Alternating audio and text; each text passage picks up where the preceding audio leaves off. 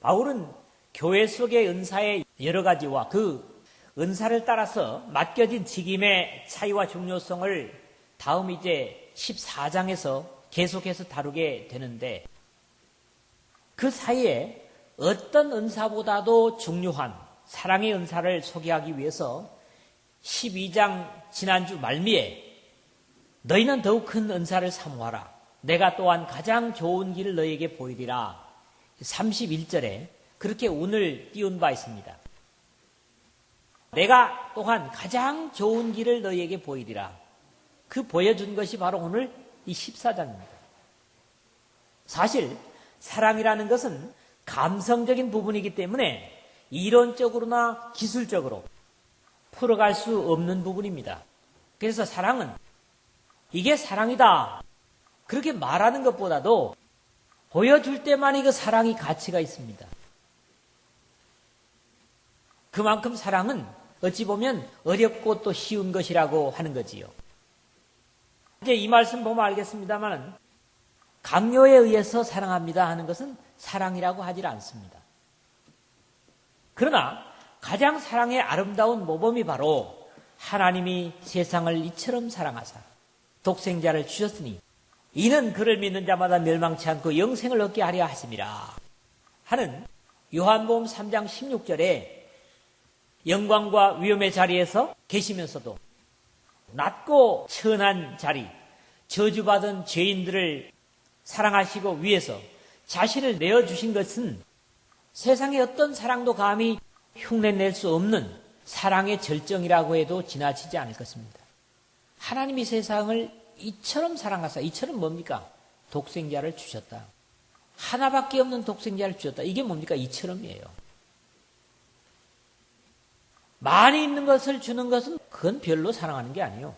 하나 가진 것 마지막을 주는 게 사랑하는 거예요. 그러니까 이 말씀은 우리를 감동시키기에 충분하지요. 그렇기 때문에 이 구절을 읽고 묵상할 때마다 감동이 되고, 로마서 5장 8절에 우리가 아직 죄인 되었을 때에 그리스도께서 우리를 위하여 죽으심으로 하나님께서 우리에게 대한 자기의 사랑을 확증하셨느니라. 우리가 형편이 좋은 사람, 지위가 좋은 사람, 훌륭한 사람 좋아하기 쉽죠. 그런데 죄를 지고 지금 사형받을 자리나 저주받는 자리에 있는 사람들을 사랑하기가 어렵습니다. 그들을 찾아가는 게 어렵지요. 그런데 하나님은 우리가 그런 자리에 있을 때 예수님을 통해서 우리를 찾아오심으로써 하나님의 사랑을 확증하셨다. 이렇게 말씀을 하시는 겁니다. 바울 사도 역시 그리스도의 사랑이 우리를 강권하시는도다. 우리가 생각한데 한 사람이 모든 사람을 대신하여 죽었은즉 모든 사람이 죽은 것이라. 고린도후서 5장 14절 이렇게 말씀합니다. 그리스도의 사랑이 나를 강권한다.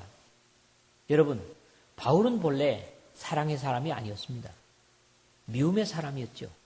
자기의 적대자들을 찾아다니며 죽이려고 했고, 율법에 자기가 생각하는 바리새인들의 규범에 어긋난 사람들을 감옥에다 끌어놓고 죽는데 뭐예요? 스데반이 죽는데 자기 옷을 보증물로 맡겼다고요. 그런데 이제는 예수 기도를 사랑해 주님을 만나고 나니까 그리스도의 사랑이 나를 강권한다. 이렇게 고백하면서 사랑을 실천하는 그런 모습을 보는 겁니다. 사랑의 강한 능력에 의해서 자신이 사랑의 사람으로 살 수밖에 없음을 바울은 고백하는 거죠. 우리는 늘 이 놀라운 사랑의 장을 대하면서 먼저는 사랑의 그 필요성 그리고 특성을 오늘 7절에서 다루겠고요. 다음 시간에 나머지 6절에서는 사랑의 위대성과 영원성을 다루고자 합니다. 감히 주님의 사랑을 놀랍도록 받은 사람이기 때문에 받은 사랑의 감동으로 사랑이 또한 전달되기를 기대합니다. 사실 사랑은 주는 것이라고 하지만 깊은 사랑을 받아보지 못한 사람은 바울의 말씀처럼 믿음으로 말미암아 그리스도께서 너희 마음에 계시게 하옵시고 너희가 사랑 가운데 뿌리가 박히고 터가 굳어져서 능히 모든 성도와 함께 지식에 넘치는 그리스도의 사랑을 알고 그 너비와 길이와 높이와 깊이가 어떠함을 깨달아 하나님의 모든 충만하신 것으로 너희에게 충만하게 하시기를 구하노라. 에베소서 3장 17절에서 19절에 사랑의 깊이와 높이와 길이와 넓이를 알게 되는 것. 하나님께서 우리에게 바라시는 것이고 또 신앙의 사람은 당연히 그래야 되는데 우리가 사랑 가운데 깊이 빠지지 않으면 그런 것들을 우리가 이해할 수 없다고 하는 말씀을 하고 있는 겁니다. 사실 사랑에 굶주려 있는 사람보다 불쌍한 사람은 없습니다. 오늘 제가 이렇게 사랑을 말할 수 있는 것 역시 인간적인 사랑에 굶주렸던 저입니다. 조실부모 했죠. 형제간들 다 흩어졌죠. 가정의 사랑이라든가 어른들의 사랑이라든가 이런 걸 별로 받아보지 못한 사람입니다. 그런 저에게 넘치는 예수 기도의 사랑과 성도의 사랑을 받게 하셨기 때문에 그 사랑받음이 저도 사랑을 외칠 수 있게 된 것이다. 그런 고백을 먼저 드리고 싶습니다. 사랑을 받아보지 않은 사람은 사랑을 줄 수도 없고 사랑할 줄도 모르지만 놀라우신 우리 아버지 하나님의 사랑을 그리스도를 통해서 받은 감격을 가진 우리들은 이제는 그 사랑을 베풀고 나눔으로 사랑을 넓혀가고 키워가는 이 말씀과 함께하는 여러분 모두가 되시기를 주님의 이름으로 축원을 드립니다. 오늘은 결론을 맺지 않겠습니다. 마지막에 가서 여러분들의 과제로 사랑의 과제로 드리도록 그렇게 하겠습니다. 먼저 1절에서 3절까지 석절의 말씀을 통해서 여기 절절마다 쓰이는 게 있어요. 그게 뭡니까? 사랑이 없으면입니다. 사랑이 없으면. 몰라요. 이 말씀을 여러분들 어떻게 읽었는지 모르지만은 오늘 좀 색다른 방향에서 제가 이 말씀을 상고하려고 시도를 해봅니다. 여기 계속해서 사랑 없으면, 사랑이 없으면, 사랑이 없으면. 이 말씀을 참고로 해서 이 말씀을 한번 읽어보십시오. 사랑이라는 것을 전제하지만은 그 사랑이 없을 때 우리는 어떤 존재가 되는가를 먼저 생각해 보고자 하는 거지요. 사랑이 없는 인생은 가치 없는 인생이고 육신적인 가치가 아무리 훌륭하다 할지라도 그 사람은 불쌍한 한 인생일 뿐입니다. 사랑받음이 인생을 바꿔놓은 좋은 고백은 생명 없는 세상에서 들리는 것들조차도 아름답기만 하니 분명히 그렇습니다. 먼저는 사랑만이 우리를 사람 되게 하고 우리의 인생의 가치와 의미를 갖게 하는 놀라운 역사를 이 첫 부분에서 배우게 된다는 거지요. 이것은 이 문구의 아름다움만큼이나 그냥 거칠 수 없는, 그냥 지나칠 수 없는 사랑이 없는 인생의 비극을 세 가지로 우리에게 가르쳐주고 있는 것입니다. 여기에 중요한 것은 세 번씩이나 사랑이 없으면 이라는 부정적인 표현을 쓰면서 앞에 12장에서 다루었던 은사의 무의미함을 지적해주고 있습니다. 하나님께서 주신 은사를 사랑 없이 사용하는 것은 그것은 하나님의 사람도 아니고 또 가치가 없는 것이다. 이렇게 말씀을 하고 있기 때문이죠. 첫 번째는 뭐라고요? 사랑이 없으면 구리와 울리는 꽹과리가 되고 그랬거든요.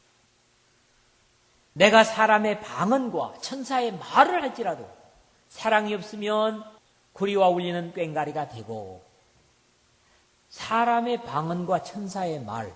어떤 사람은 외국어를 7개, 8개 한대요. 근데 그게 자랑이 될 수 없어요. 사랑이 없으면. 외국어를 잘해가지고 세계 사람과 소통한다고 이게 자랑거리입니까? 부끄러워해야 되는 거죠. 사랑이 없으면 그 말입니다. 사람의 방언과 천사의 말을 할 수 있는 것이 얼마나 신비하고 자랑스럽겠습니까? 그러나 역시 사랑 없이 그것을 하는 것은 구리와 꽹과리와 같이 두들기면 소리나는 생명 없는 것에 불과할 것이라는 말씀입니다. 사람이 아닌 거죠. 결국 부딪히면 그냥 소리 나는 것. 그것도 광물을 얘기하고 있거든요. 식물도 돌도 얘기하는 게 아니라 땅 깊이서 파내는 광물을 얘기하면서 그것밖에 안 된다. 여러분, 사랑이 없으면 쇳덩어리입니다. 그래서 어떻습니까? 사랑 없는 사람은 가서 부딪혀도 또 만져봐도 감정이 없어요. 그래서 구리와 소리나는 꽹가리 같은 이런 존재로 살 수밖에 없는 것. 비극 아닙니까? 사랑이 없으면 감정이 없다. 여러분 자신을 한번 돌아보시길 바랍니다. 두 번째는 사랑이 없으면 내가 아무것도 아니요. 아무것도 아니요. 그랬어요.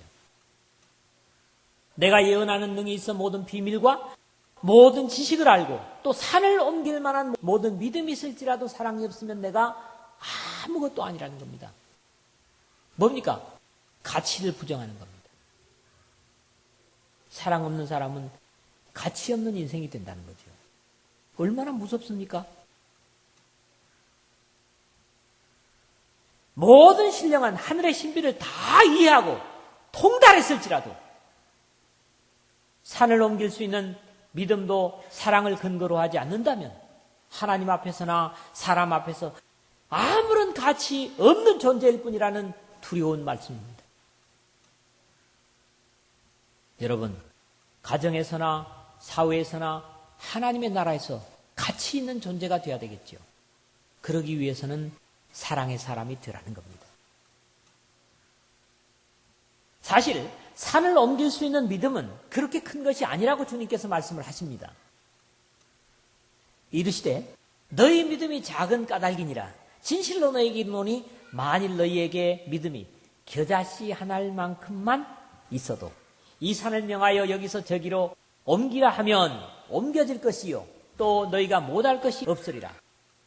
마태복음 17장 20절에서 겨자씨 한 알만한 믿음만 있으면 산을 옮길 수 있다는 거예요. 그런데 산을 옮길 만한 믿음이 있을지라도 사랑이 없으면 내가 아무것도 아니다. 이렇게 말씀을 하시는 겁니다. 그 다음에 세 번째가 사랑이 없으면 뭐라 했어요? 내게 아무 유익이 없느니라 그렇게 말씀합니다. 내가 내게 있는 모든 것으로 구제하고 내 몸을 불사르게 내어줄지라도 사랑이 없으면 내게 아무 유익이 없느니라.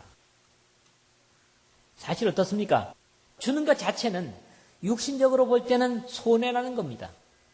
특히 자신의 가진 모든 것을 다 내어주고 자신의 몸까지도 죽음에 내어주는 일들은 대단한 일이죠. 그런데 주님은 사실 사랑으로 그 몸과 생명을 우리를 위해서 주셨습니다. 그래서 하나님의 사랑이 위대한 겁니다. 주님은 의무감으로 그렇게 하지 않으셨습니다. 우리를, 여러분을 사랑하시기 때문에 몸을 내주셨어요. 모든 것을 가지고 구제하고, 구제는 뭐예요? 어려운 사람 돕는 거죠. 그리고 내 목숨까지 준다고 할지라도 그것이 사랑이 없이 행한 거라면 나에게는 뭐라고요? 아무 유익이 없다. 다 주고 유익 없는 인생을 살 수는 없죠. 그럼에도 성경은 주는 것의 가치를 사랑으로 주는 것과 그냥 주는 것과 크게 다르게 평가를 하고 있습니다. 주는 것 자체가 사랑이고 헌신임에도 이렇게 구별하는 것이 특이하고 세상에도 어떤 이들은 하나님의 자녀들이라는 그리스도인들보다도 더 주는데 헌신적인 사람들이 얼마든지 있습니다. 하나님 모르는 사람도 얼마나 많이 줍니까? 주는 것이 하나님 앞에 인정받는 것이라면 그 사람들이 우리보다도 더 인정을 받을 수 있습니다. 그러나 성경은 그렇게 말씀을 하고 있지 않습니다. 그렇다면 그들은 어떠할까? 물론 주님께서 평가하실 것이라서 함부로 말할 수는 없는 일이지만 그들도 진정한 사랑 때문에 주는 것일 것이고 세상 사람들로부터 대단하다는 평가를 듣습니다. 그렇다면 우리는 그들만큼 주고 나누고 있는가 깊이 생각해야 할 일이고 주는 것은 의무에 의해서 줄 때는 주님께서는 그것을 절대로 가치 있게 평가하지 않으신다는 거지요. 가진 모든 것을 주고 자신의 몸까지 불사르게 내줄지라도 사랑이 없으면 자신에게 아무 이익이 없다는 교훈은 역시 예수도의 십자가의 희생에서 찾아야만 할 것입니다. 주님은 의무에 의해서 죽으신 것이 아니라 세상을 이처럼 사랑하사 자신의 생명을 주신 겁니다. 그래서 주님의 십자가의 사랑은 가치가 있는 겁니다. 그리고 그 바탕에서 우리가 주고받을 때 이것은 하나님께서도 사람에게도 영광과 유익이 될 것이라는 것이죠. 바울 사도는 그러므로 우리가 이제부터는 어떤 사람도 육신을 따라 알지 아니하노라. 비록 우리가 그리스도도 육체를 따라 알았으나 이제부터는 그같이 알지 아니하노라. 사람을 이제는 사랑으로 아는, 육체의 기준에서 아는 것이 아니라 우리를 위해서 우리를 사랑하셔서 십자가를 지신 그 주님의 사랑의 가치 속에서 사람을 관계하고 알라고 하는, 육체대로 아는 것이 아니라 남편도 아내도 같은 성도들도 교우도 그런 기준을 가지고 우리가 서로를 안다면 관계가 아마 많이 달라지리라고 확신합니다. 앞으로는 우리의 관계도 이러한 관계 속에서 절대로 의무 때문에 주는 사람들이 되지 않기를 주님의 이름으로 축원을 드립니다. 두 번째로는 4절에서 7절의 말씀인데 비로소 사랑은 어떤 것이다. 그렇게 말씀하는 부분을 듣습니다. 이거는 아무리 읽어도 지나치지 않죠. 또 신앙 없는 하나님 믿지 않은 사람들도 이 말씀은요 딱 해가지고 걸어놓잖아요. 왜? 너무 좋으니까.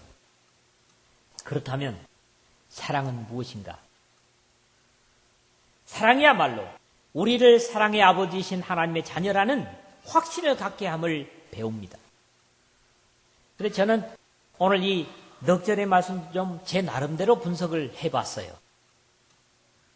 여기서 사랑의 긍정적인 면과 부정적인 면을 앞뒤와 중간에 배열을 하면서 사랑의 깊이를 말씀하고 있습니다.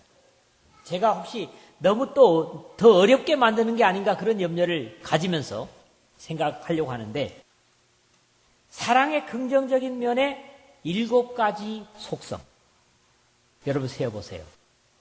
그리고 8가지의 소극적인 면, 부정적인 면을 제시하는데, 이것을 통해서 먼저 생각할 수 있는 것은 사랑은 일관되고 이중적이지 않다는 것을 가르치고 있습니다. 사랑은 두 얼굴을 갖지 않는다는 거죠. 부정적일 때와 긍정적인 때도 사랑은 일관되게 가는 겁니다. 그렇기 때문에 진리와 사랑은 서로 이퀄이 되는 거예요. 같은 것이 되는 거예요. 우리가 아내를 대할 때도 사실 그렇잖아요. 막 화난 얼굴로 그냥 함부로 하고, 또 어떨 때는 웃는 얼굴로 하는데 그게 사랑이 아니라는 거예요. 물론 인간의 감정이겠지요. 그런 부분을 우리가 이제 이 부분에서 한번 생각해야 되겠습니다. 먼저는 사랑의 적극적인 면 7가지들을 보겠는데 4절과 6절 하반절의 7절입니다. 사랑은 오래 참고 사랑은 온유하며, 이게 4절 상반절이거든요. 그리고 진리와 함께 기뻐하고 모든 것을 참으며 모든 것을 믿으며 모든 것을 바라며 모든 것을 견디느니라. 이게 뭐예요? 6절 하반절에서 7절입니다. 이게 전부 뭐예요? 적극적인 면입니다. 그런데 이것을 성령의 열매와 함께 비교하는 것도 묘미가 있습니다. 오직 성령의 열매는 사랑과 희락과 화평과 오래 참음과 자비와 양선과 충성과 온유와 절제니 이 같은 것을 금지할 법이 없느니라. 갈라디아서 5장 22절 23절에 그랬거든요. 그런데 여기에 내용들이 대개 보면 다 중복되고 있습니다. 그래서 비교를 한번 보시고, 특히 여기에 사랑은 뭐 이렇게 얘기했으니까 결국 그 성령의 열매는 사랑이라고 하는 것과는 불가 분리의 관계라고 하는 것을 우리가 먼저 이해를 하게 됩니다. 그런데 오늘 7가지 중에서 인내를 3가지로 말합니다. 여러분 그걸 분석해 보셨는지 모르지만은 오래 참고, 그 다음에 모든 것을 참으며, 그 다음에 마지막에 모든 것을 견디느니라. 이게 3 기둥이 돼 있어요. 이렇게 해서 이제 분석을 해보세요. 모든 것을 견딘다고 하는 것도 뭡니까? 참는 겁니다. 그런데 맨 앞에 제가 배열한 대로 보면 맨 앞에 오래 참고 모든 것을 참으며 모든 것을 견딘다 그랬어요. 사랑의 속성이 오래 참음이라는 거지요. 그러나 내가 긍휼을 입은 까닭은 예수 그리스도께서 내게 먼저 일체 오래 참으심을 보이사 바울이 고백하고 있어요. 후에 주를 믿어 영생을 얻는 자들에게 본이 되게 하려 하심이라. 디모데전서 1장 16절에 주님께서 바울을 오래 참으셨다.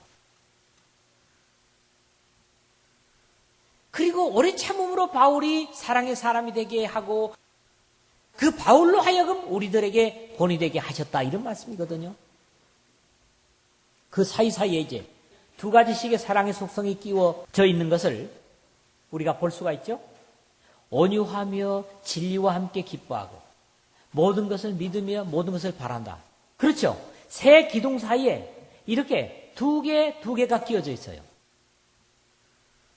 지금 긍정적인 것만을 제가 말씀을 드리는 거예요. 이렇게 한번 여러분들이 비교를 해보세요. 자신 속에 평화를 가진 자라야 비로소 온유할 수 있습니다. 마음의 여유를 가진 자라야 온유할 수 있습니다. 자신의 마음이 혼란과 방황하고 있는 한은 옆에 사람에게 온유를 보일 여유가 없습니다. 여러분 그렇지 않던가요?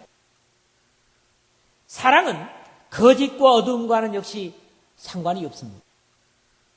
사랑은 진리인 참과 더불어 지속될 수 있고 진리이신 예수 그리스도와 성령 그리고 하나님 아버지의 속성인 진리의 행함이 곧 사랑으로 나타날 수 있기 때문에 진리와 함께 기뻐하는 것입니다.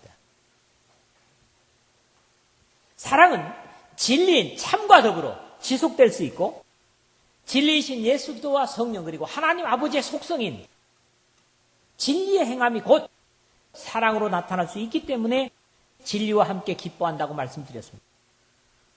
즉 하나님과 함께 기뻐하는 것입니다. 사랑이죠.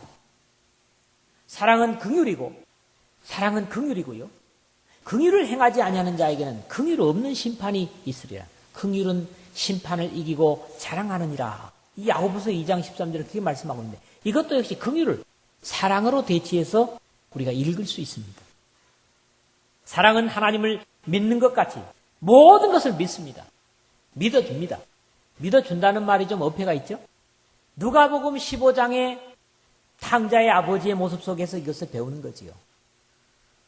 둘째 아들의 방탕을 알았을 것이지만 그를 믿고 모든 것을 내어줬고 최종적으로는 그러한 아버지를 믿고 돌아오는 것을 우리가 볼 수 있다는 거지요. 그래서 사랑은 모든 것을 믿으며입니다. 내가 손해날지라도 믿는 겁니다. 그래서 결국 손해나는 것은 우리의 물질이고 어떤 경우 우리의 마음을 잃기도 합니다. 그러나 사랑은 믿어주는 것이라는 거지요. 모든 것을 바라며 그랬는데 이 바라며라고 하는 말이 좀 의미가 있습니다. 엘피조라는 말입니다. 이것은 기대하다, 희망하다, 확신하다 이런 말인데 이것은 의의 소망을 의미합니다. 의의 소망. 죄의 소망을 얘기하는 게 아니에요. 복권 사놓고 바라는 게 아닙니다. 옆에 교회를 핍박하는 사람이 지금 어려움을 당하는 걸 바라는 게 아닙니다. 여기 엘피조라는 것은 말이죠. 결국 원수의 망함을 바라거나 자신의 형통과 여행을 바라는 것이 아니라 거룩하신 하나님의 뜻이 이루어지기를 바라는 것이 바로 모든 것을 바라며 그 다음에 이 제목에서 두 번째로 생각할 것이 사랑의 부정적인 면 8가지를 제가 말씀드린다고 그랬죠? 이것은 4절 하반절에서부터 6절 상반절까지입니다.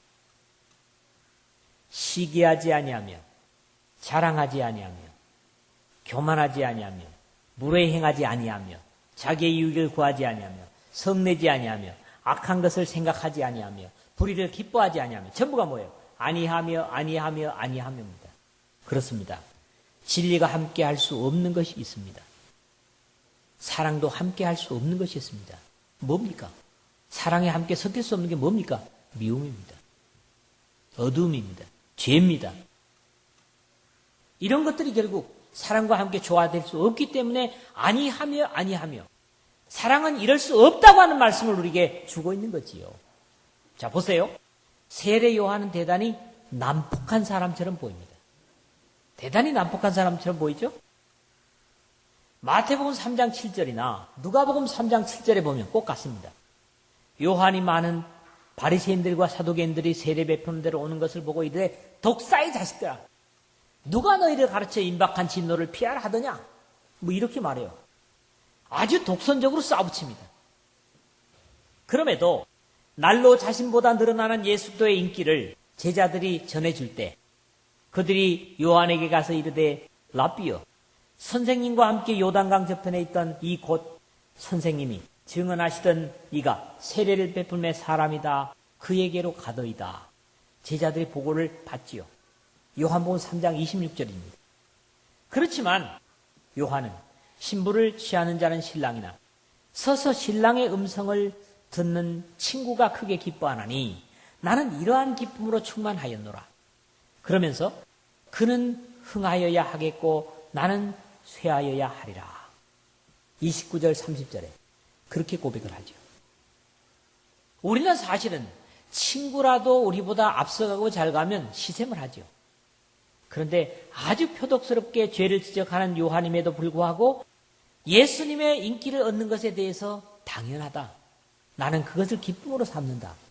이런 모습을 우리가 읽을 수가 있는 겁니다. 이렇게 고백을 보면서 역시 사랑의 하나님 아버지께로부터 보냄을 받은 선자임을 우리가 확신하게 된다는 겁니다. 사랑이 사람이 자랑할 수 없는 것은 자신이 하는 것이 아니라 자신을 사랑하는 자로 인해서 하기 때문에 하는 고백입니다. 그러나 내가 나 된 것은 하나님의 은혜로 된 것이니 내게 주신 그의 은혜가 헛되지 아니하여 내가 모든 사도보다 더 많이 수고하였으나 내가 한 것이 아니라 오직 나와 함께 하신 하나님의 은혜로라. 고린도전서 15장 10절에 바울은 자신이 놀라운 복음의 사역을 했고 사랑의 일을 했지만은 그것은 내가 한 것이 아니다. 그래서 사랑은 자랑하지 아니하고 자기의 공적은 바로 나를 나되게 하신 하나님께로 돌려드릴 수 있는 그런 것이죠.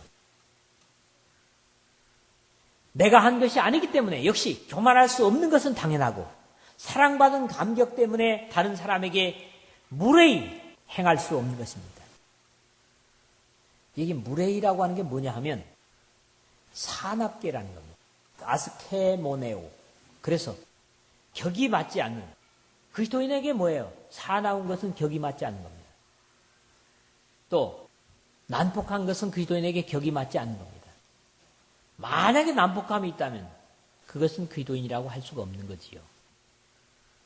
나에게 모든 것을 사랑으로 채워주신 주님 때문에 자신의 이익을 챙기지 않는 것이고 사랑의 온유를 맛보았기 때문에 난폭한 자신이 사랑의 온유에 휩싸여 있기 때문에 성낼 수 없는 것도 당연한 겁니다. 사랑은 감정이라 했고 사랑받음으로 심장이 충만해 있는 상태로 악한 것을 생각한다면 그것 역시 앞과 뒤가 맞지 않는 것이고 거룩한 사랑 속에 갇혀있는 자신이 불의를 좋아할 수 없는 것이기 때문에 불의를 기뻐하지 않는다 하는 말씀인 것입니다. 그러나 여기에도 모두 사랑받음이 바탕일 때 가능한 것입니다.